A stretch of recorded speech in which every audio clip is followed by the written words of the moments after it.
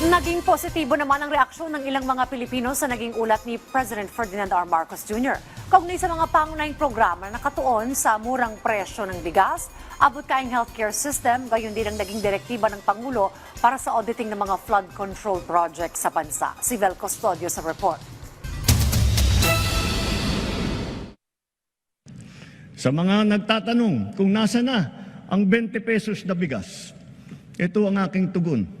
Napatunayan na natin na kaya na natin ang 20 pesos sa bawat kilo ng bigas nang hindi malulugi ang ating mga magsasaka.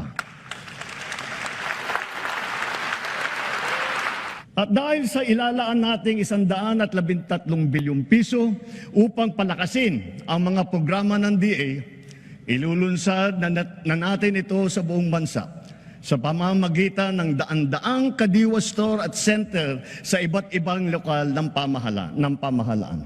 Yan ang isa sa mga highlights sa ika-4 na State of the Nation address ni President Ferdinand R. Marcos Jr. Isa ang senior citizen na si Baby sa natuwa sa pahayag ng Pangulo. Dahil dito, kumpiyansa na magpapatuloy ang lumalawak na 20 bigas meron na program ng pamahalaan. Maganda, nakakatipid kahit papano. Kasi wala rin naman ako hanap buhay. Labandera lang. Bukod sa bigas, nakikinabang rin siya sa 50% discount sa mga senior citizen, may kapansanan at mga estudyante sa MRT at LRT. Oo, nagamit ko. Malaking tulong din yun na mabibili mo yung dapat bilhin. Pagka may natitira, pwede mong bilhin. Nanonood din ng SONA si Digno sa kanyang bahay.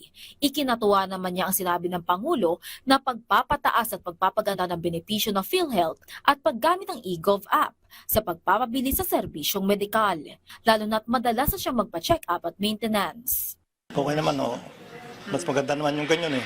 Pinibigay sa akin yung sa akin, yung PhilHealth ko. Kasi sipon ako ngayon eh. 75 years eh. Okay naman sa akin. So, mabilis naman po ba? Mabilis naman, oo. Puspusan din ang pagpapaganda ng Administrasyong Marcos Jr. sa sistema ng edukasyon. Sinisimula na ng pamahalaan ng Academic Recovery and Accessible Learning o ARAL program para patatagin ang foundational skills sa mga mag-aaral.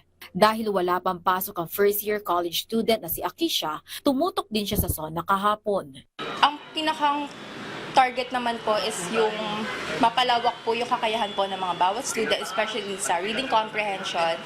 I am very happy and I'm very excited po sa magiging process po and magiging outcome po nung plan po na yun. Dahil kakagraduate lang niya sa senior high school, pabor din daw siya sa pagpasok ng technical and vocational education and training sa senior high. Feeling ko po mas mapupush pa po yung very potential po ng bawat students and kailangan po talaga siya ng bawat estudyante po. Lagi po ako naniniwala na ang kabataan po ang pag-asa po ng bayan. So kung mas makahasa pa po yung kakayanan po ng bawat estudyante Pilipino po sa ating bansa, maganda po yung magiging resulta po nun sa ating bansa po. Para sa mga residente ng Maynila, isa rin sa inaabangan nila sa nalalabing 3 taon ng Pangulo ay ang pagresolba sa baha. Dapat ayusin. Alisin yung mga barado, itama sa maganda para hindi laging bumaba rito. Nagbigay na ng mandato ang presidente sa Department of Public Works and Highways na magsumite ng listahan ng flood control projects mula sa bawat rehiyon para sa auditing. Direktiba rin ng Pangulo ang investigasyon sa umano'y sabwatan sa maanumalyang flood control projects. Vel Custodio para sa Pambansang TV sa Bagong Pilipinas.